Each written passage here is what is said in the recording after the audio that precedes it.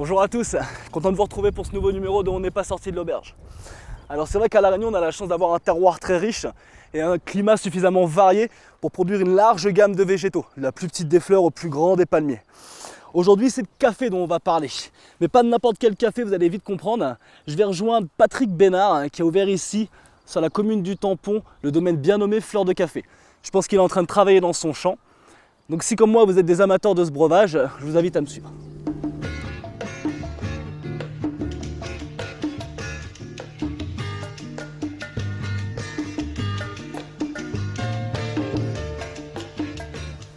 Comment vas-tu? Bonjour. La forme? Ils sont beaux hein, tes caféiers. Ah, ils ont 8 ans. Ils ont 8 ans? Ouais. Alors c'est du café mais c'est pas n'importe quel café, on est d'accord? Alors c'est du Bourbon pointu, Ouais. donc un café originaire de La Réunion, Ouais. variété Lorina. Donc Lorina. voilà. Je cultive ce café depuis donc 2008 et l'idée c'est d'agrandir les surfaces et pour pouvoir répondre à la demande actuelle. Le café c'est une culture qui est vraiment riche, pas seulement dans la culture elle-même mais dans l'histoire. Il faut savoir que le café c'est la première culture de l'île. Avant le café, il y a très peu d'habitants sur l'île. Et dès l'arrivée du café, La Réunion commence à se peupler énormément, justement pour besoin de main-d'œuvre pour cette culture, tout simplement. Et il me semble que c'est dû à ce besoin de main-d'œuvre qu'à La Réunion, quand on a édité le premier code esclavagiste de La Réunion, c'était dû à la main-d'œuvre nécessaire pour pouvoir produire le café. Tout à fait, tout à fait. Donc un lien historique vraiment très étroit.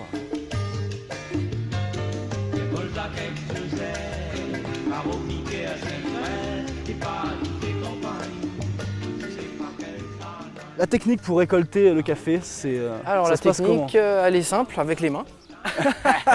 Une sélection particulière Voilà, ou je sélection de couleurs. La Sélection de première gage de qualité d'une cerise, c'est vraiment la couleur rouge bordeaux. Ouais. Il faut qu'elle soit vraiment rouge. Donc ça, on appelle ça une cerise. Hein. Alors D'accord. cerise de café, exactement. Du coup, la récolte, elle se passe sur combien de temps? Alors la récolte, il faut compter entre 3 et 4 mois, ça dépend des années. S'il y a beaucoup de soleil en fin de saison, ça va un peu plus vite, mais s'il y a mauvais temps, le temps est couvert, ça traîne un petit peu, ça peut aller jusqu'à 4 mois de récolte effectivement. Et au niveau du rapport, c'est-à-dire qu'avec, je sais pas moi, 1 kilo par exemple de cerises rouges comme ça, on va avoir combien de café produit fini? Alors, on va faire dans l'autre sens, on va dire il faut 8 kg de café rouge pour faire 1 kg de café fini. Donc si je veux repartir avec mon kilo de café fini, on n'a pas fini la matinée, nous. Voilà, il faudrait arrêter de parler et ramasser plus rapidement. C'est toi la pipelette. Petite technique pour le ramassage, vous tournez. Okay.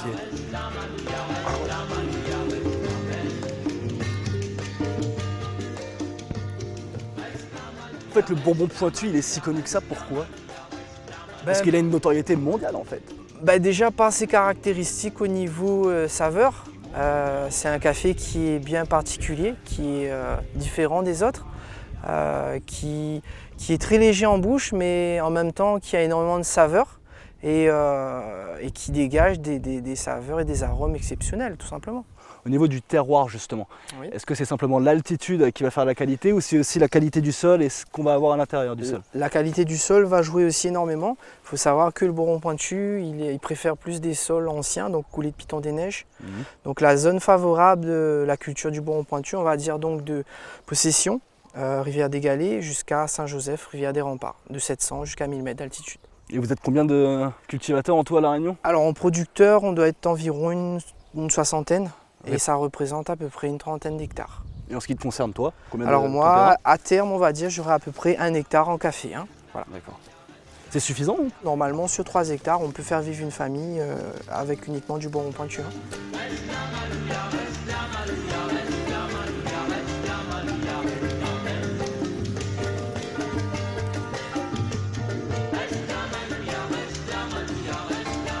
Bon, on a donc fini la partie récolte et puis on va pouvoir s'intéresser à la transformation à proprement parler.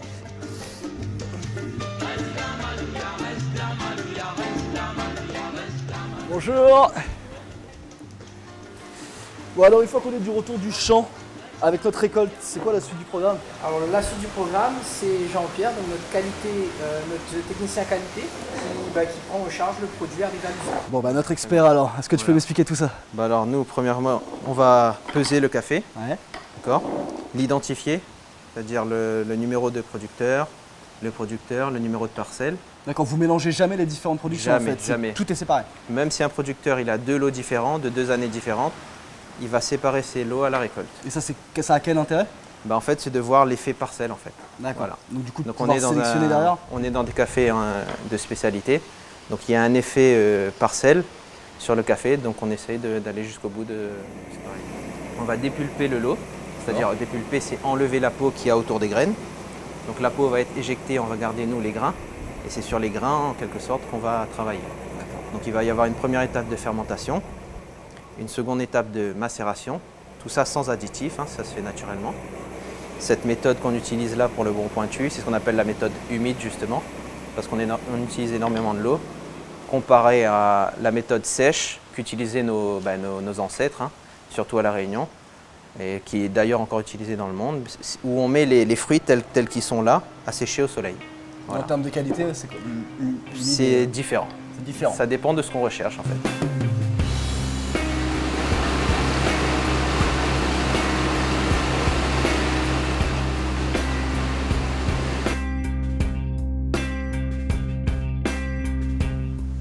Ah, et séchage en plein soleil. Ah, exactement, c'est une caractéristique des cafés, on va dire, de terroir, café grand cru. Donc séchage au soleil.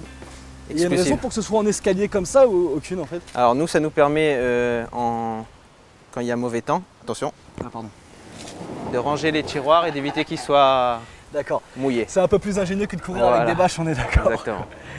Donc là, on a les grains qui sont en train de sécher.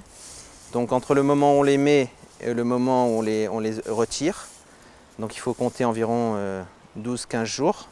Donc on va vérifier le taux d'hygrométrie, on appelle ça la teneur en eau, donc qui est de 12 degrés à peu près. Voilà. Et là pour le moment, parce que vous pouvez pas voir, mais pour le moment il n'y a vraiment aucune odeur, on est vraiment sur un produit très très neutre là pour le moment. Enfin vous pouvez pas voir, vous pouvez pas sentir. Et là du coup on a encore la petite coque. Exactement. Donc il y a une autre étape qu'on va appeler le déparchage, parce que cette coque on l'appelle la parche. D'accord. Un peu comme parchemin. Donc voilà, l'autre étape ça va consister à enlever la petite parche, la petite coque comme on dit. Et là on a vraiment le grain de café vert. Et tu accueilles combien d'agriculteurs différents ici? Là on peut avoir, là on est à une soixantaine de producteurs à la coopérative. Voilà.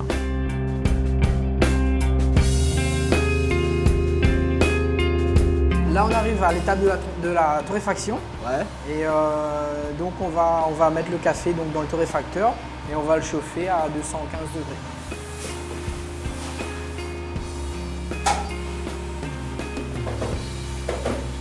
En fait c'est une torréfaction traditionnelle, une torréfaction lente qui permet de développer les arômes au maximum.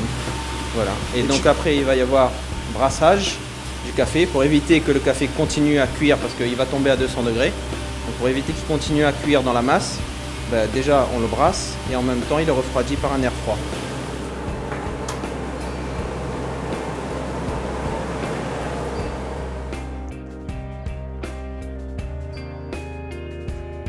Alors après la récolte ce matin, puis la transformation, il est temps maintenant de passer à la préparation qui est un véritable art si on veut un bon Bourbon pointu.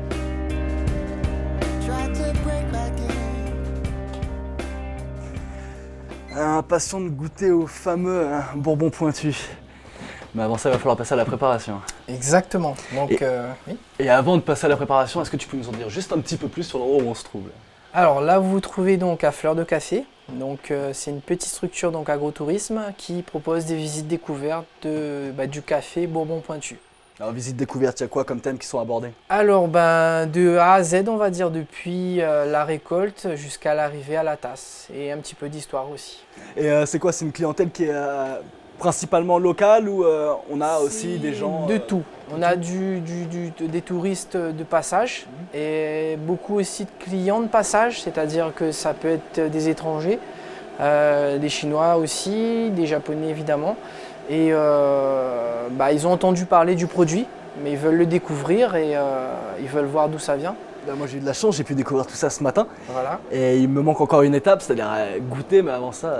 Alors la préparation donc est très importante. Alors une chose, la qualité de l'eau, ça représente quand même plus de 80%, 90% du mélange. Donc il faut utiliser une eau de source à pH neutre et faible en minéraux. Ensuite, donc, cette eau, vous allez la chauffer à 94 degrés. Il ne faut pas qu'elle boue en fait. Il ne faut jamais mettre une eau qui boue sur le mélange de café. Alors évidemment, avant, il faut mettre du café dans la cafetière. Alors c'est une cafetière. Je peux pas résister à... Voilà, c'est une cafetière donc à piston. Alors le dosage, il faut compter 70 grammes pour 1 litre d'eau. Si je mettais autant de temps à préparer mon café tous les matins, je me dis pas à quelle heure j'arriverai au bureau. Quoi. Et donc là, on est parti sur 5 minutes d'infusion. Donc on D'accord. va laisser infuser 5 minutes.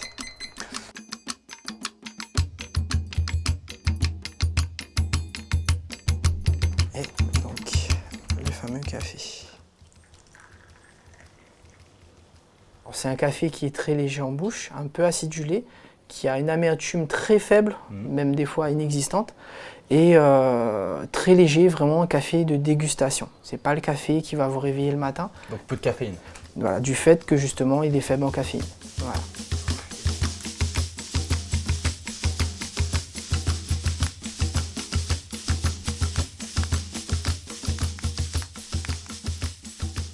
Moi, c'est quoi cet endroit où tu as décidé de m'emmener là? Elle est magnifique. Alors là, bah, en fait, tu es à l'horloge fleurie. C'est un point de vue en fait sur le bras de la plaine. Et on peut voir encore la nature encore intacte.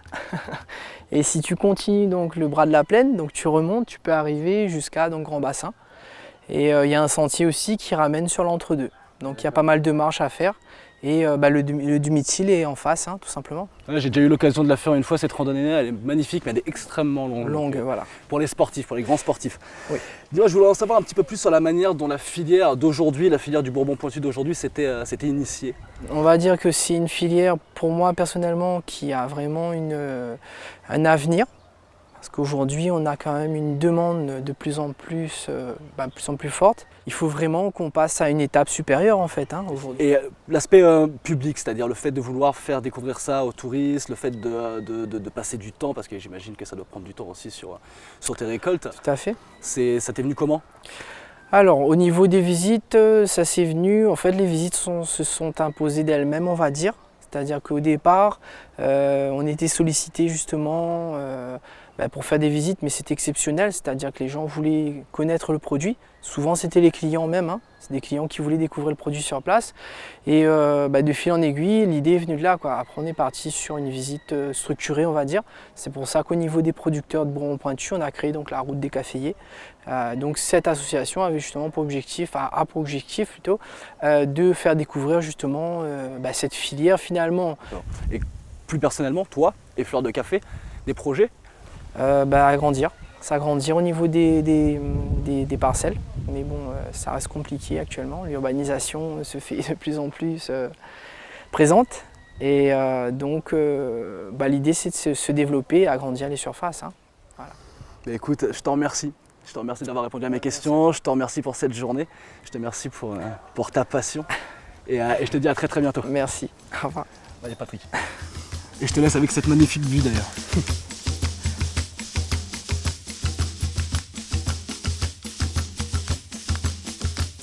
C'est donc sur ce sentier d'Assy qui va me conduire au bras de la plaine que va se terminer cette émission. J'espère qu'on vous aura donné envie de découvrir ou de redécouvrir le fameux café Bourbon Pointu. En tout cas, si vous cherchez un interlocuteur, ça se passe à Fleur de Café sur la commune du Tampon et c'est Patrick Bénard. En ce qui nous concerne, on se retrouve très très vite sur les routes de la Réunion. A plus.